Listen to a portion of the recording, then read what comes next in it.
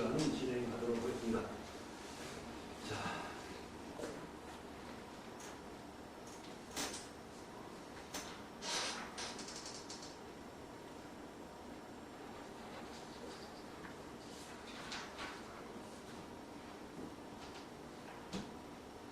네, 지금 저번 장에서는 앞 시간에서는 예수 그리스도의 인성이죠. 신성은 그 앞 시간 저번 시간과 초기, 이 시간 초기에 약간 다르고 그 시간을 통해서 신성이라는 어떤 부분을 우리가 이름을 맞췄었고, 두 번째 지금 예수 그리스도의 인성에 관해서 어떤 부분으로 인성으로 다가오셔서 우리에게 다가오셨는가 하는 부분이죠.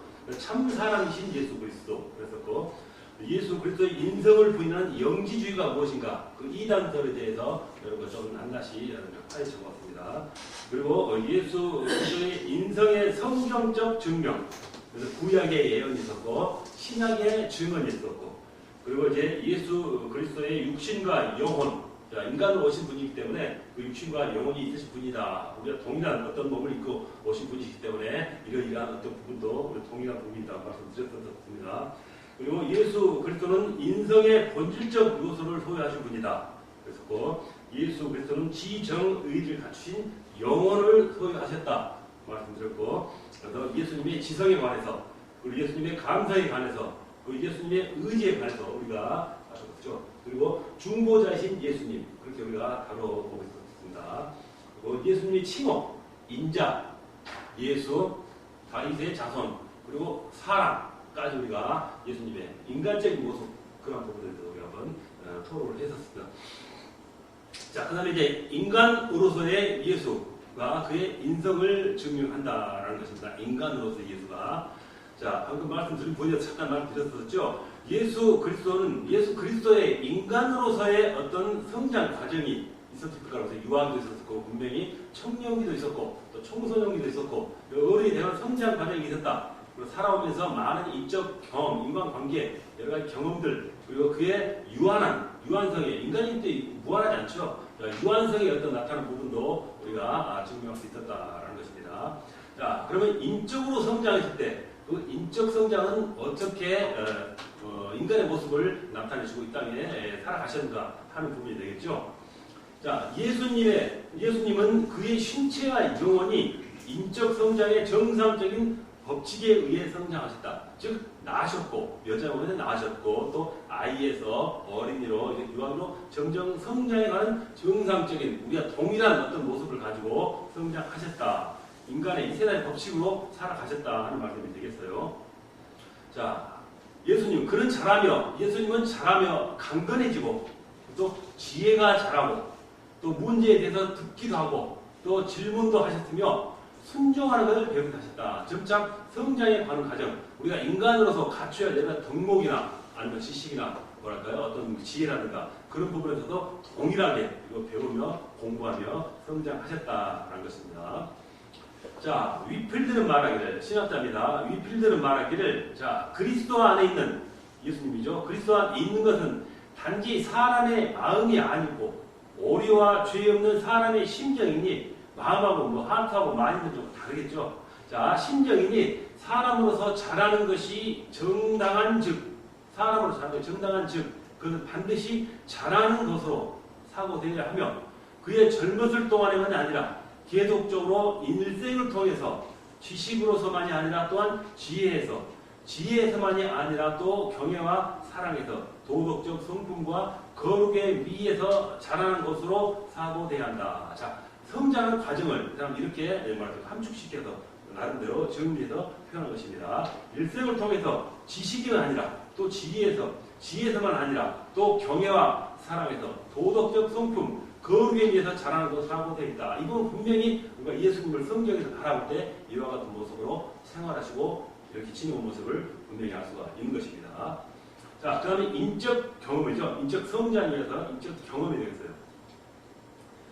예수님은 참 사람으로서 인간들이 겪는 일들을 체험하셨다. 그래서 체험하셨기 때문에 우리 인간들을 더 이해하실 수 있다는 것입니다.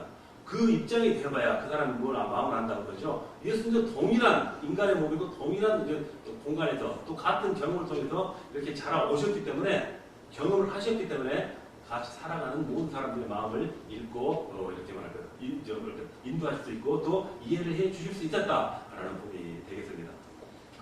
예수님은 사생 동안의 몫으로 사생 이제 복음하시기 전이죠. 공생 전의 시대를 사생이라고 하는 것이죠. 그 동안에는 몫으로 일하셨으며 아버지를 따라서 주위 환경이 목수의 집안이기 때문에 아마 그 일을 하셨을 것이다라는 그런 말씀이에요. 그리고 공생의 동안에는 수많은 사람들을 접촉하셨으며 그리고 또 제자를 키우고 사도들과 함께 생활해 나가신 것을 볼 수가 있습니다.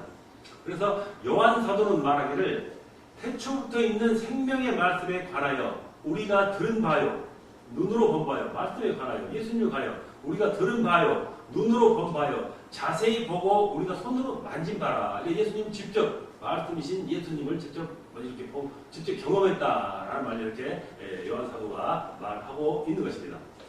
예수님의 지상 생활을 통하여 이 세상에서 살아가신 그 생활을 통해서 증거할 수 있는 것은 인간 예수님은 어떤 환상적 비실제적 존재가 아니라 참 인간이라는 것입니다. 예수님을 모시고 따라간 지인들이 볼 때 동일한 인간으로서, 스승으로서, 동료로서, 친구로서, 친구가 한다는 그 말도 있었겠죠. 이렇게 가까운 친근한 사이로서 동일한 인간으로서 사람으로서 느낌을 가지고 감정을 가지고 살아갔다는 것입니다.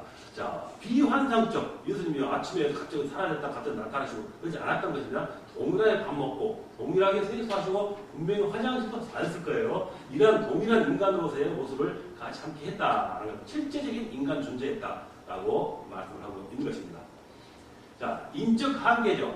자, 예수님도 인간의 몸을 입고 오셨기 때문에 분명히 인간적으로서의 한계성이 있을 거예요. 자, 그렇죠. 일단 평범한 생활하는 데 있어도 분명히 있었을 거라는 것입니다. 자, 그래서 먼저 육신적인 한계가 있을 것이다 하는 것입니다. 인간으로 한계성이. 자, 예수님은 갈증을 느끼셨습니다. 그렇죠. 목마름을 느끼셨다는 것입니다. 동일한 인간과 이렇게 같은 모습으로 이렇게 뭐랄까요 활동하셨다는 것이겠죠. 자, 줄이시고 또 배고픔을 아신다는 것입니다. 피곤을 느끼셨고 많은 운동하거나 사역을 하실 때 많이 돌아다니거나 산을 오르막 내리실 때 분명히 우리가 동일하게 다리도 아프고 피곤하셨을 거예요. 그리고 또 그만큼 고통을 받으시고 가장 큰 고통은 물론 그 고난을 당하실 때 가장 큰 고통을 받으셨겠죠. 동일한 고통을 느끼셨다는 것입니다.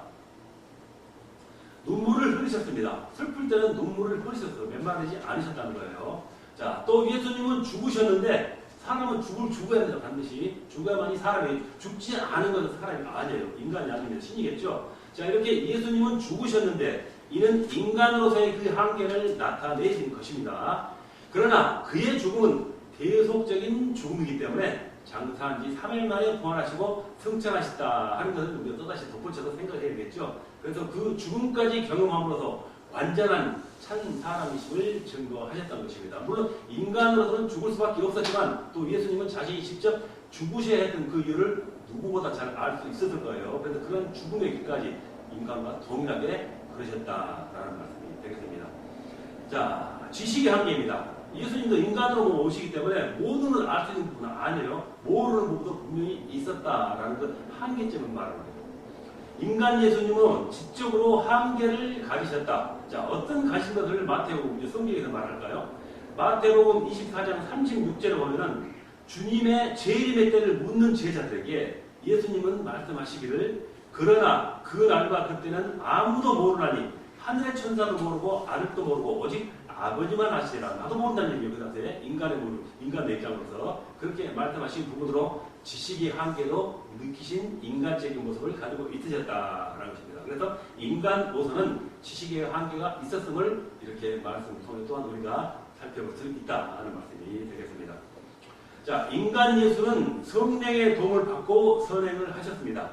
하나님이 나사렛 예수에게 성령과 능력을 기름 붓듯 하셨음에 그가 두루 다니시며 선한 일을 행하시고 마귀에게 눌린 모든 사람을 고치셨으니 이는 하나님이 함께 하셨음이라 이렇게 하셨습니다. 자, 인간이셨지만 성령의 은혜를 주셔서 이렇게 선행을 하시고 이와 같은 일을 사역을 해내셨다 하는 말씀을 또한 곁들여서 말씀드린 것입니다. 혈루증으로 고생하는 여인이 그의 몸에 손을 대었을 때 그가 누구인지 예수님은 모르셨다고 했습니다. 인간이기 때문에 그 순간에 모를 수가 있다는 것입니다. 만물을 창조하시고 창조를 섭리하시는 전지전능하신 예수님도 인간으로서는 한계를 가졌다라는 양면적인 모습을 우리에게 보여주고 있는 것입니다. 이것은 참 인간이기 때문에 그럴 수 있는 것입니다. 이것 모든 것을 안다는 것은 인간이 아니고 오히려 신성에 대한 부분이기 때문에 우리 지금 인성이라는 모습을 이렇게 다시 한번 연구를 하면서 바라볼 수가 있는 것입니다. 자, 그다음 이제 예수 그리스도의 무죄성입니다. 인간은 무죄에서 벗어날 수가 없겠죠. 그렇지만 인간의 몸을 입고 예수님, 그 예수님에 대한 그리스도에 대한 무죄성입니다. 그 부분을 우리 한번 논의해 본다면은 예수님의 무죄성에 대해서는 이미 상세히 논의하였기 때문에 여기서는 간략하게만 언급하고 있습니다. 앞선 시간에 많이 다뤘기 때문에 자, 무죄성이란 예수 그리스도는 도덕적으로 완전하신 분이라는 뜻입니다. 예수님은 인성과 신성의 근본적 연합으로 범죄를 피하실 수 있고 실제로 범한 일도 없었다라는 것입니다. 물론 좀 인성에 대한 법을 갖추고 있습니다만 신성도 겸비하신 분이기 때문에 신성은 죄를 이렇게 같이 동의할 수가 없는 분이 분명히 있는 것입니다. 그렇기 때문에 예수님은 인성과 신성의 근본적인 연합으로 범죄를 피하실 수 있었고 멀리할 수 있었고 그리고 실제로 범한 일도 없었다라는 것입니다. 자, 이렇게 성경은 예수 그리스도의 무죄성을 증거합니다. 그리고 예수님은 윤리적으로 그리고 또 인간이 갖고 내놓은 윤적인 범죄, 부패, 죄죠. 그리고 자범죄로부터 자유로우신 분이다라는 것입니다. 그는 도덕적 과오를 또 범하신 분이 아니십니다. 그는 그의 대적자들에게는 자신의 죄를 착 잡아보라고 할 정도로 도전할 수 있는 그런 정당하고 떳떳하시고 주의하는 무관하신 분이었다라는 말씀이 되겠습니다. 심지어 성경은 그를 이상적 인간의 구현체로 묘사하고 있다. 누구나 사람은 예수님을 닮아야 한다 하는 그런 어떤 목표적인 지향적인 어떤 그런 가르침이 될 수 있겠죠. 그렇지만 누가 예수처럼 동일하게 우리가 예수처럼 그 행위를 할 수 있겠습니까? 도저히 불가능하겠죠. 그렇지만 예수님이기 때문에 인간이시지만 우리가 다른 모습으로 이렇게 할 수 있었다. 묘사를 하였다 하는 것을 성경 말씀 통해서 다시 한번 우리에게 증거를 해주고 있는 것입니다. 자, 그리스도의 인성을 다루는데 그리스도께서는 왜 인성이 필요하셨을까? 왜 그리스도는 인성이 필요함을 가진 분이었을까라는 부분입니다. 그냥 신성 자체로 계시지 왜 험난한 인간의 모습을 타고 이 땅에 오셨는가 하는 그런 부분도 되겠습니다. 자, 공의의 하나님과 형벌이란 이 단어를 먼저 우리가 연구를 해보면은 예수님의 인성의 필요성을 느낄 수가 있습니다. 사랑의 하나님이면서 또 공의로우신 하나님은 인간의 죄를 대신해서 형벌을 받을 대속물을 필요로 하셨습니다. 사람은 죄를 범하였으니 사람이 형벌을 받아야 합니다. 그러나 이 형벌은 신체와 영혼이 순환을 포함해야 한다는 것입니다. 그러나 타락한 인간들은 이 세상에 사는 그 인간으로서는 그 죄를 대신해서 죄를 대속해줄 죄인은 하나도 없다는 것, 의인은 하나도 없다는 것입니다. 그렇기 때문에 바로 인간이지만 죄성이 없으신 대속물이 되실 바로 인성을 갖추신 인간 한 사람 필요했다는 것입니다. 그래서 바로 인성의 몸을 입고 온 인성의 필요성을 갖추실 분이다라는 그런 말씀을 미리 지금 예견해 주고 있는 것입니다. 자, 죄 없이 깨끗한 제물이 피를 흘려야 사함을 받을 수 있다. 즉, 피 흘림이 없은즉 사함이 없느니라. 히브리서 9장 20절에 보면 이 말씀이 분명히 나와 있습니다. 즉, 피를 흘리고 자기를 대속할 수 있는 그 부분이 없다면 사함도 없다라는 것이죠. 반드시 피를 흘려야 한다. 바로 생명이 희생돼야 한다 하는 그 부분을 주장하고 있는 말씀인 것입니다. 그렇기 때문에 인간의 몸을 입고 피를 흘리실 인간이 필요했다라는 게 되겠죠. 그래서 예수님이 인성의 필요성을 또 한 번 우리가 느낄 수가 있는 부분이 됩니다. 자, 다음은 하나님과 인간 사이의 중보자가 되시기 위해서 인간성으로서의 필요성이 있었다는 것입니다. 예수님의 인성과 그의 희생은 죄 지은 인간과 하나님 사이에 중보자가 되기 위해서 필요한 것입니다. 이 분명히 인간의 몸을 입고 있어야 한다는 것이 되겠죠. 예수 그리스도의 인성을 부인하면 중보자를 부인하는 것이고, 즉 예수는 사람이 아니라면 우리가 중보자를 부인한 것입니다. 그리고 이걸 부인한다면 이는 곧 인간이 죄인된 채로 남을 수밖에 없어요. 중보자 없으니까. 그러니 이는 바로 우리가 복음을 주장하는 기독교 근본 원리에 분명히 위배된 것이다. 부인한 것이다. 라기 때문에 분명히 잘못된 것이라는 것입니다. 그런데 분명히 예수님은 반드시 인성을 갖추신 분이야만이 우리가 죄 감옥할 수 있다 하는 것을 다시 다시 한번 말씀을 드리고 있습니다. 자, 그 다음은 인간의 연약함을 체휼하신 하나님. 자, 잘못하면 불쌍히 여기고 이렇게 용서해 주는 바로 그런 체휼이라고 그러죠. 인간의 연약함을 체휼하신 예수님. 예수님은 인간계에 오셔서 33년을 함께 같이 계시면서 인간의 온갖 공고한 일들을 경험하셨기 때문에 인간을 이해하고 동조하고 상담하며 문제를 해결해 주십니다. 자, 살아오면서 동일한 사람과 경험과 관계를 가지고 있었기 때문에 다른 사람의 어떤 가르침이나 잘못된 것을 지적한다든가 올바른 길을 유도할 수 있는 그런 부분을 감당할 수 있었다는 겁니다. 모르고서는 안 되겠죠. 그 사람 마음을 알기 때문에 내가 동일한 감정을 가지고 해석을 주고 길잡이가 되고 은혜를 줄 수가 있었다라는 말씀이 되겠습니다. 공고한 일들을 경험하셨기 때문에 몸소 경험하셨기 때문에 인간을 이해하시고 동조하고 상담하면서 많은 문제를 문제를 해결해 주셨다라는 해석이 되겠습니다. 자, 이는 참으로 선하신 대제사장이며 보혜사다라고 또 한 번 다시 덧붙여서 예수님을 우리가 표현할 수가 있는 부분입니다. 자, 제7장입니다. 이제 예수님의 신성, 인성에 대해서 이렇게 낱낱이 우리 알아봤었고, 제7장에서는 예수님의 이리성입니다. 이리성이란 뭘 할까요? 뭐가 이리성인가? 좀 어떤 이해될 수 없는 어떤 그 단어가 되겠죠? 읽어보면 해석이 될 거예요. 이해될 것입니다. 일이라는 것은 하나의 어떤 그 위치, 자기가 갖고 있는 위치라는 그 부분입니다.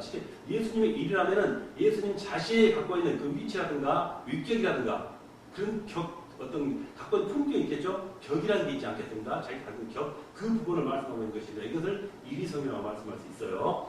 자, 이상에서는 앞선 시간들입니다. 우리는 예수 그리스도는 참 하나님이시고 참 인간이심을 살펴보았습니다. 여기서 문제가 되는 것은 예수 그리스도 안에 신성과 인성이 어떻게 연합을 하고 있는가 하는 그 부분이 되는 것입니다. 자, 예수 그리스도는 한 분이시고 한 위격이라는 것을 믿는 것이 우리 개혁주의, 우리 신앙의 입장이며 또한 정통으로 받아들이고 있는 교리입니다. 그래서 이 문제에 대해서 역사적으로 많은 논쟁이 있었고 기원후 5세기에 있었던 칼게돈에 있었던 종교회의죠. 공회의에서 거기서 주장했던, 제정했던 결정이 있었다는 것입니다. 그래서 이 칼게돈 공회의 결정을 중심으로 바로 예수 그리스도의 인성과 신성이 한 분 안에 연합되는 이성연합, 인성과 신성이 두 성이 되겠죠. 이성이 되는 이성연합의 정통을 한번 우리가 살펴본다는 것입니다. 이것은 칼게돈 공회에서 분명히 이렇게 주장하고 선포했던 내용입니다. 예수님은 이성연합을 하신 분이다, 이렇게 주장했다는 것입니다.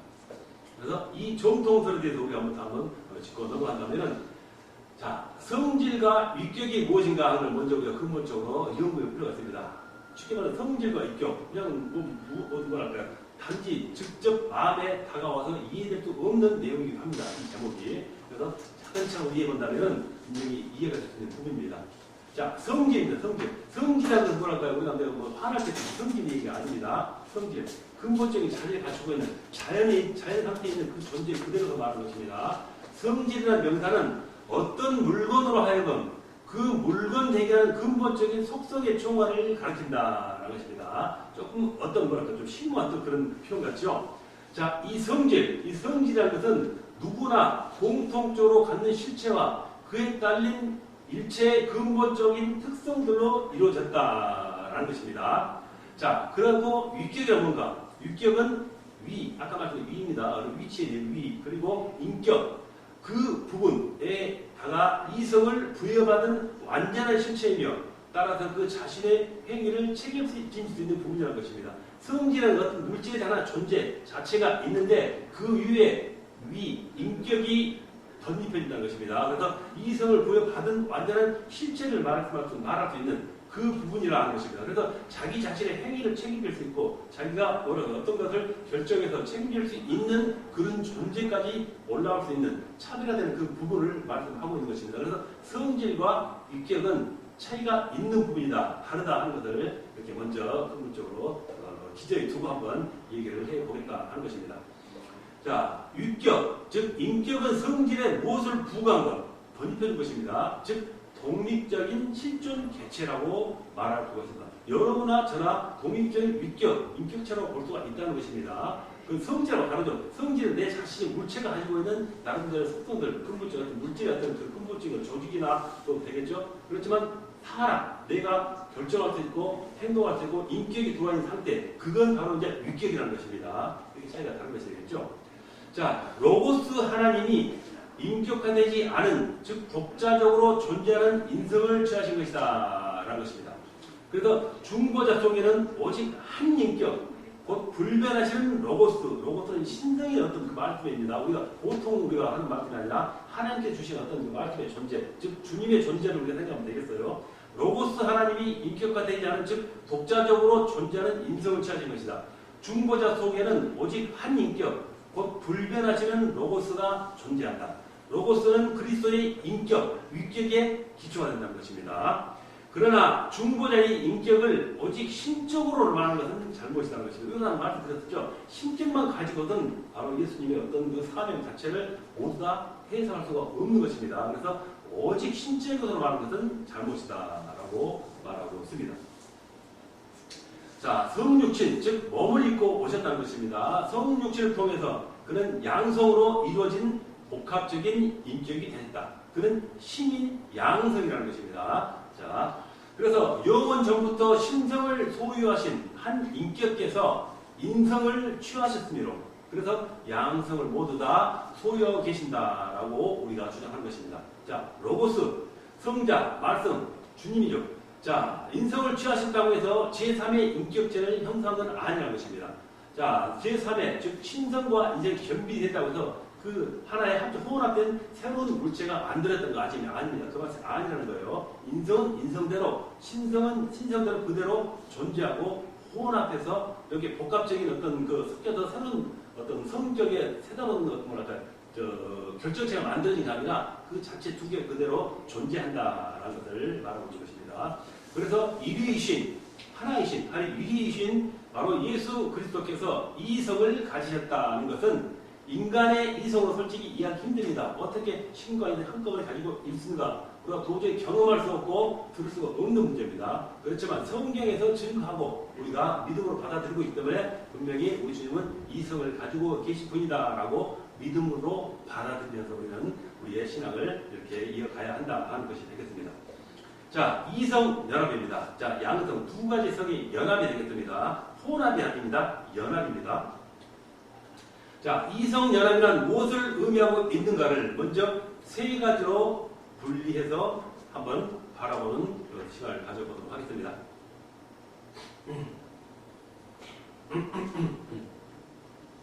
자, 첫째, 이성 연합이란 위격적 연합. 아까 위격으로 격이 있다고 했죠. 위격적 연합. 즉, 그리스도의 신성과 인성의 연합체를 말합니다. 이걸 바로 이성 연합이다라고 말하는 것이죠.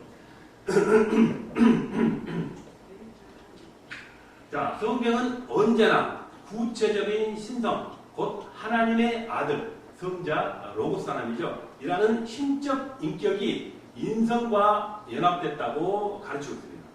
예를 들면 요한복음 1장 14절에 말씀이 육신이 됐다고 했습니다. 말씀이 육신이 되어 우리 가운데 거하심에, 말씀이 육신, 두 가지 성격을 나타내는 분이라는 것입니다. 자, 즉 하나님의 아들 신성이 육신이 되어 인성을 취하시어 우리 가운데 함께 하셨다. 이성 연합을 나타내는 말씀이 바로 이 말씀 1장 14절 내용이 되겠다는 것입니다. 그리고 로마서 8장 3절에 보면은 죄로 말미암아 자기 아들을 죄 있는 육신의 모양으로 보내어라고 했습니다. 즉 자기 아들은 예수 그리스도의 신성입니다. 육신의 모양은 인성입니다.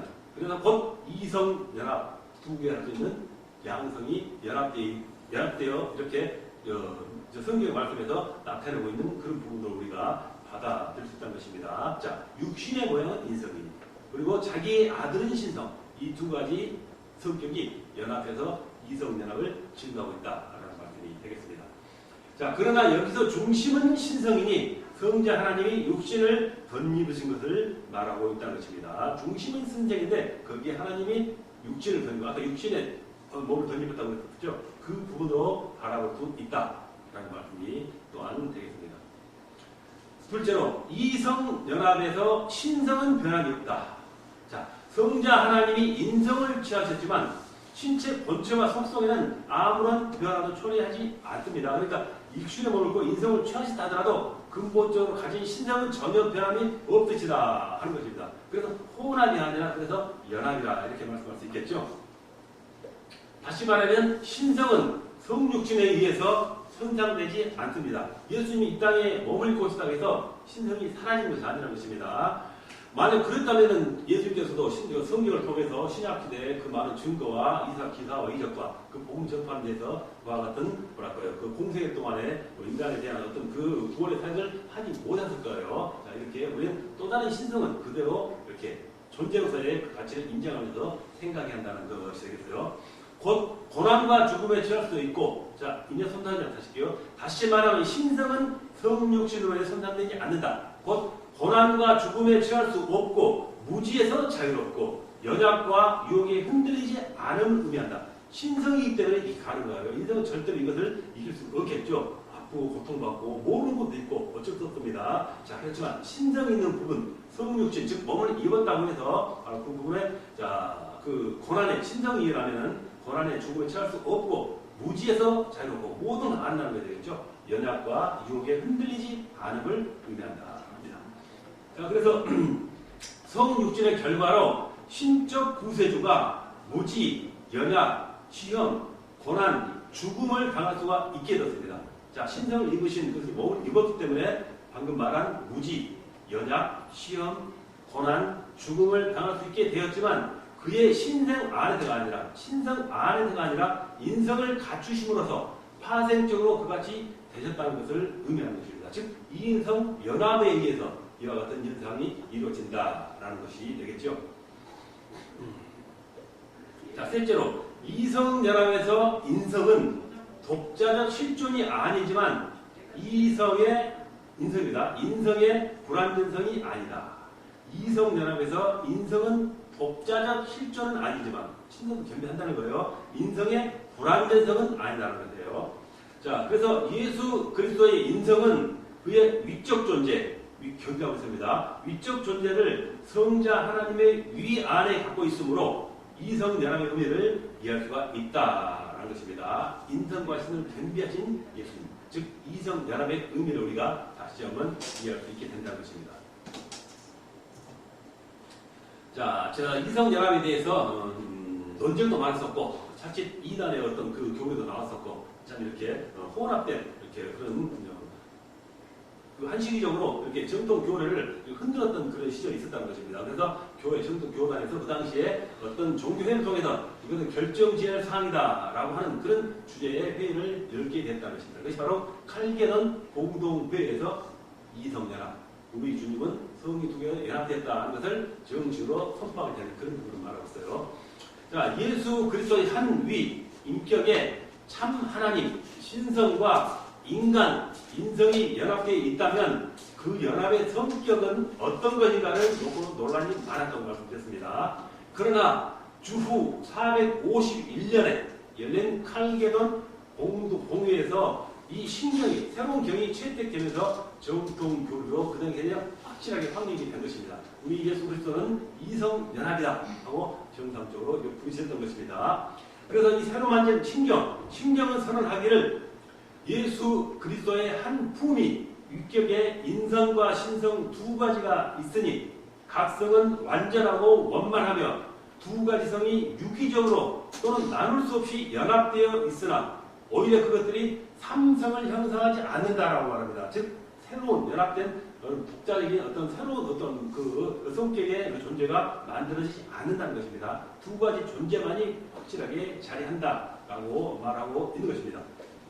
칼케돈 공유의 선언의 요점은 예수 그리스도의 위를 분할할 수도 없고 예수 그리스도의 신성과 인성이 혼합될 수도 없으며 신성과 인성이 유기적으로 연합하여 완전한 조화를 이룬 것이라고 확실하게 결정을 지어내렸다는 것입니다. 섞여질 수도 없고 새로운 것이 섞여져서 만들어질 수 없다라는 것입니다. 두 개의 존재 가치를 그대로 사실대로 인정해주는 그런 유기적으로 연합해서 움직이는 존재라는 것을 칼게돈 공유에서 정식으로 선언했다라는 말씀이 되겠습니다. 자, 웨스트민스터 신앙고백 8장 2절에도 이성연합의 진리, 즉 신앙고백 가운데를 채택했습니다. 진리를 신앙고백 가운데 채택했습니다. 자, 뭐라고 했을까요? 삼일체 중에 제2위신 하나님의 아들은 참되시고 영원하신 하나님이요 성부와 한 본체이시며 또한 동등한 분으로서 때가 참에 인간의 본성을 입으셨다. 또한 인간의 본성에 속한 모든 본질적 성질들과 일반적인 약점들, 인성이 되겠죠. 연약감들을 아울러 취하셨으나 죄는 없으시다. 그는 성령의 능력으로 동정녀가 마리아 몸에 잉태되시고 그녀의 피와 살을 받아 태어나셨다. 그러므로 두 개의 완전하고 구별된 본성인 신성과 인성이 전환이나 혼합이나 혼돈됨이 없이 한 윗격 안에서 분리할 수 없게 서로 결합됐다. 이렇게 바로 웨스트민스터 바로 신앙고백 8장 1절에 나왔다는 겁니다. 그리고 이어서 그 윗격은 참 하나님이자 참 사람 되시는 분 그리스도시요 하나님과 사람 사이의 유일한 중보자다라고 이렇게 정식으로 웨스트민스터 신앙고백에 이렇게 고백했다라는 것이 되겠습니다. 확실한 결정지는 어떤 선언을 한 것이 되겠죠. 그리고 또 웨스트민스터 소요리 문답 20일에 보면은 하나님의 선택하신 자의 구속자가 누구십니까? 라고 물어보는 부분이 있습니다. 그래서 그 물어본 답에는 어떻게 대답을 해야 하냐면은 하나님의 선택하신 영원한 아들로서 사람이 되셨으니 그 후로 한 위에 두 가지 특수한 성품이 영원토록 하나님이요 사람이십니다. 라고 이성연합에 대한 부분을 우리가 문답할 수 있어야 한다라는 그런 표현이 되겠어요. 자, 이 말을 요약한다면은 예수 그리스도의 한 위에서 신성과 인성이 혼합 없이 변화 없이 분할 없이 분리 없이 완전하게 원만하게 나눌 수 없는 유기적 연합으로 되어 있다라고 그 완전함을 한번 강조하고 있는 것입니다. 자, 그래서 5세기 이후 모든 정통 기독교회들입니다. 기독교회들은 칼케돈 공회의 결의를 채택하였으며 개혁주의 신학은 그의 신관과 기독관에 있어 정통교회를 꾸준히 따르고 있습니다. 지금 우리 믿음에 계속 이어지고 있는 교리다라고 말하고 있는 것입니다.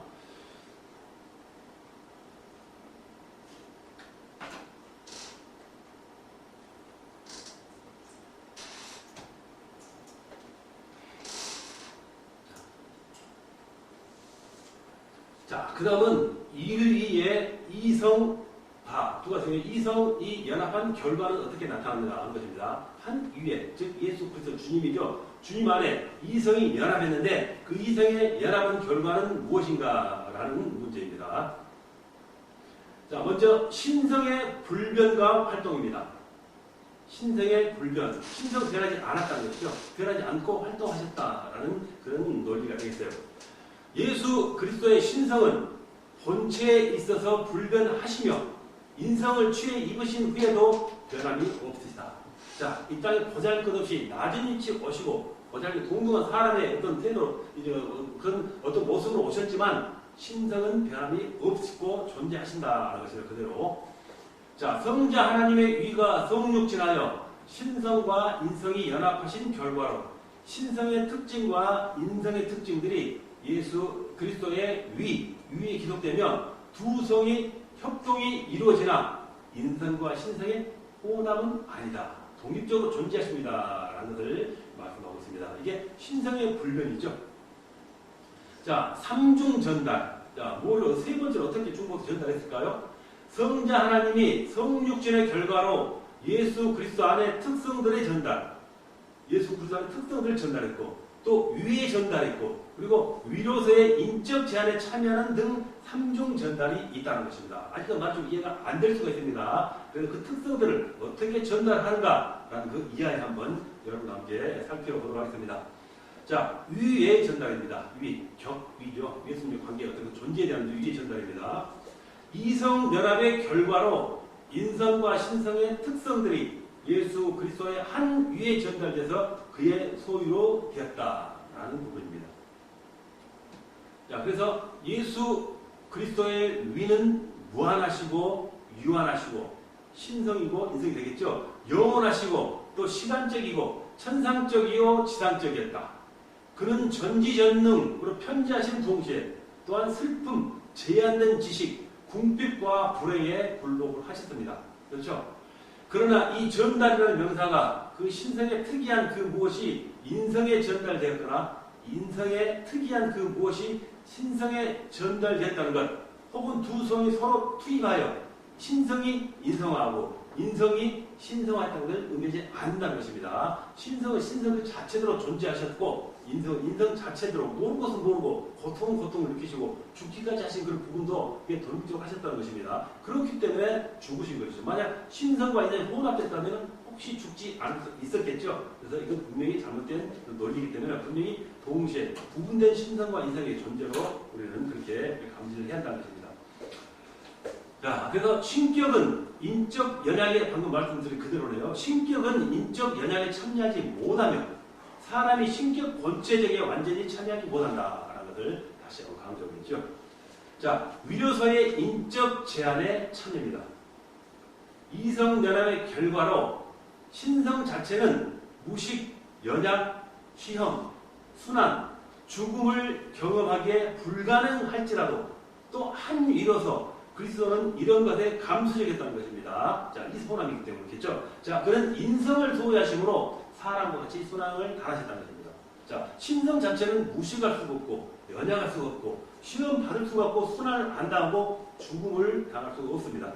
불가능한 것이죠. 그래서 또 한 일원의 그리스도는 감수지였다는 것입니다. 인성을 소유했기 때문에 역시 사람과 같이 순환을 당하셨다라고 이렇게 중국에서 거듭 우리에게 주장하고 있는 것입니다.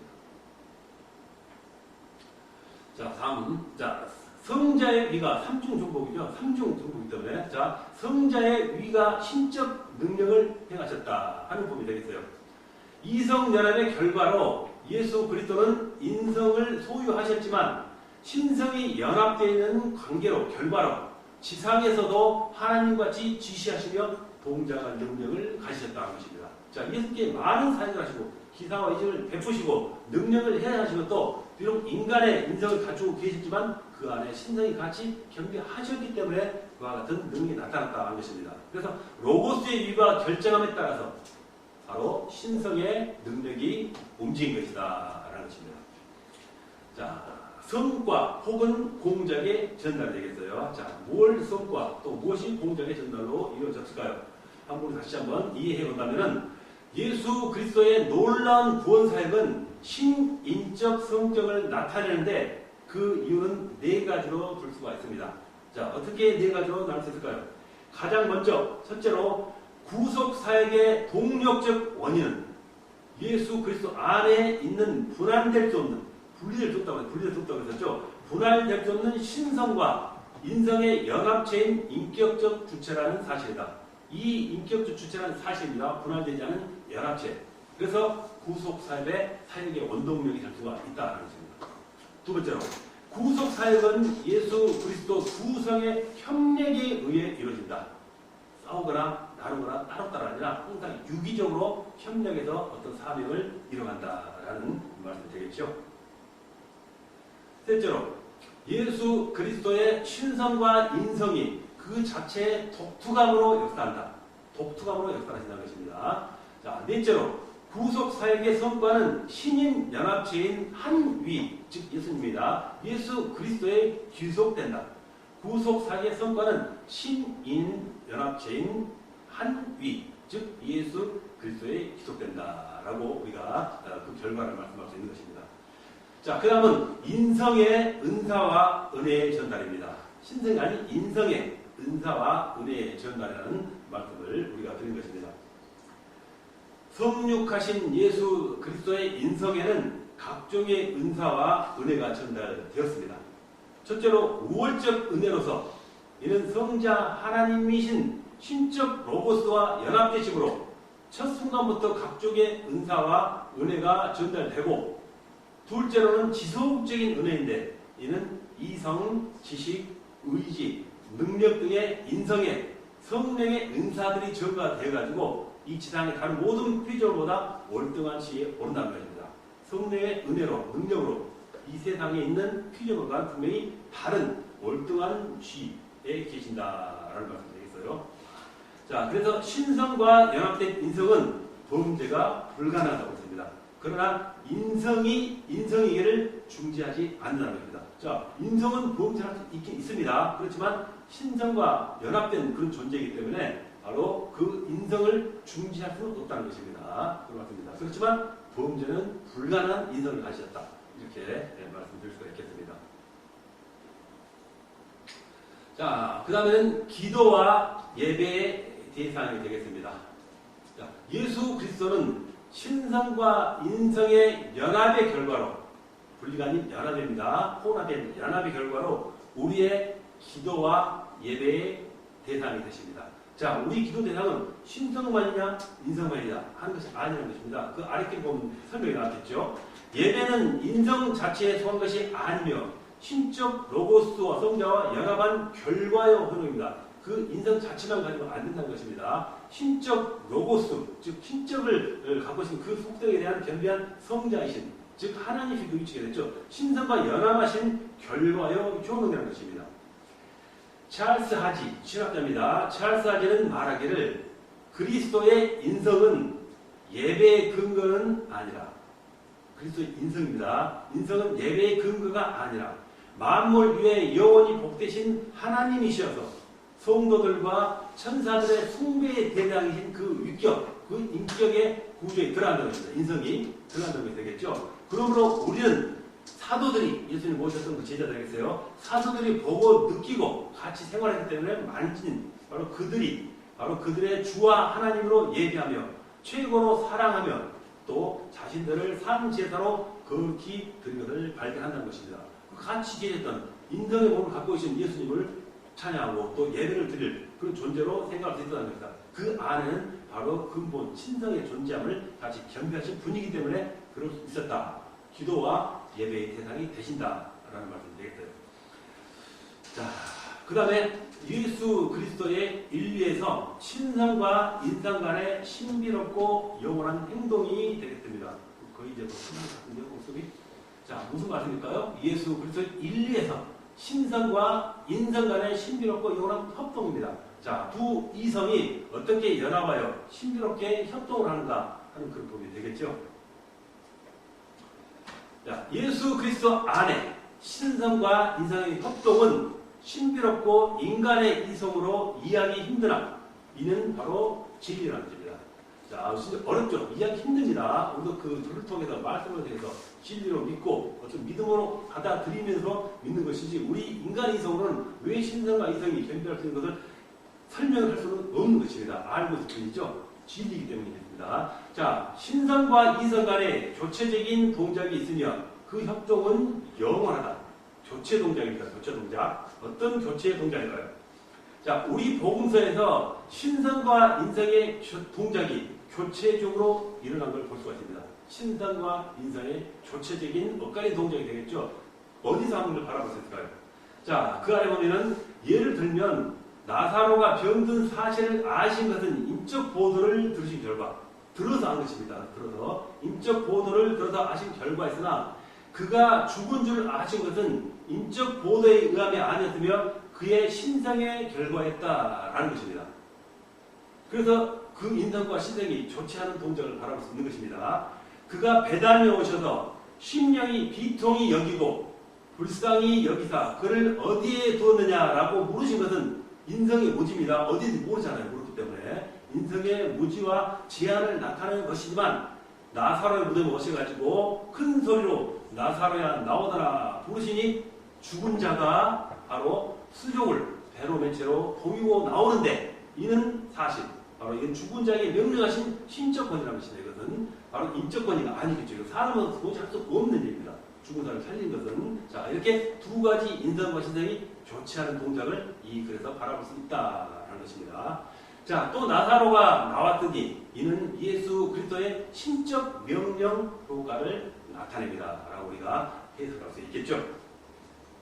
자, 마가복음 13장의 기록에 보면은 제자들이 종말의 때를 물었을 때 예수님께서 답변하시기를 그러나 그날과 그때는 아무도 모르나니 하늘에 있는 천사도 아들도 모르고 아버지만 아시느니라 하셨습니다. 아는 그 날과 그 때를 모르는 그의 인생의 제한을 나타내며 요한복음 16장 30절에는 우리가 지금에야 주께서 모든 일을 아시고 라고 하시고 또 요한복음 21장 17절에도 베드로가 근심하여 이르되 주님 모든 것을 아시오매라고 했습니다. 바로 이는 예수 그리스도의 신성입니다. 이 말씀 간에 서로 인성과 신성이 서로 교차되는 그 동작을 바라볼 수가 있겠다라는 되겠죠. 자, 우리가 믿는 예수 그리스도는 이처럼 신기하고 신비로우신 분이지만 인간이 보고 만질 수 있는 분이셨다는 것입니다. 그런 분이셨으니 이분을 아는 데는 바로 보혜사 성령님의 도우심이 절대로 필요한 것이라는 것입니다. 성령으로 바로 거듭난 자라만이 바로 예수님의 신성과 인성을 겸비함을 알 수가 있지 그 외에 무지한 자는 도저히 이 부분은 생각할 수도 바라볼 수 없고 우리가 또 그 부분에 대해서 감히 말할 수 없는 바로 인정할 수 없는 그런 존재로밖에 남을 수 없다는 것입니다. 반드시 성령으로서 깨달을 수 있는 그런 능력과 또 지식과 또 깊은 기도와 또 말씀 통해서 우리가 이런 것을 받아들이면서 이렇게 긍정하면서 은혜로 받아들일 수 불문이 되겠다라는 말씀이 되겠습니다. 자, 오늘 수업은 여기까지 하겠습니다. 자, 지금 예수님의 인성에 관해서 계속 지는 부분이죠. 또 다음 시간에는 이 뒤를 계속 이어서 수업을 진행하는 방법으로 이어나가도록 하겠습니다. 수업을 마치겠습니다. 자, 기도하겠습니다.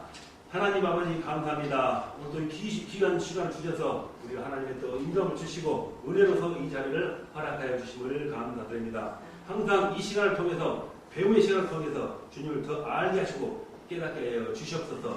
이 시간을 통해서 능력을 배가해 주시고 더 주님께서 갖추신 인성과 신성의 결별을 그 오묘함을 더 깨닫게 하셔서 우리가 능력을 받음으로써 주님의 사역을 더 이롭게 감당할 수 있는 그런 은혜를 베풀어 주시옵소서. 항상 강건한 믿음을 주시고 말씀에 튼튼하게 서서 주님의 사역을 잘 감당하고 주님께 칭찬받는 모든 주의 제자들이 되게 하여 주시옵소서. 항상 사랑으로 베풀어 주시고 건강 주시고 축복 베풀어 주시옵소서. 감사드리며 우리 주 예수 그리스도 이름으로 기도합니다. 아멘. 여러분 수고하셨습니다. 감사합니다.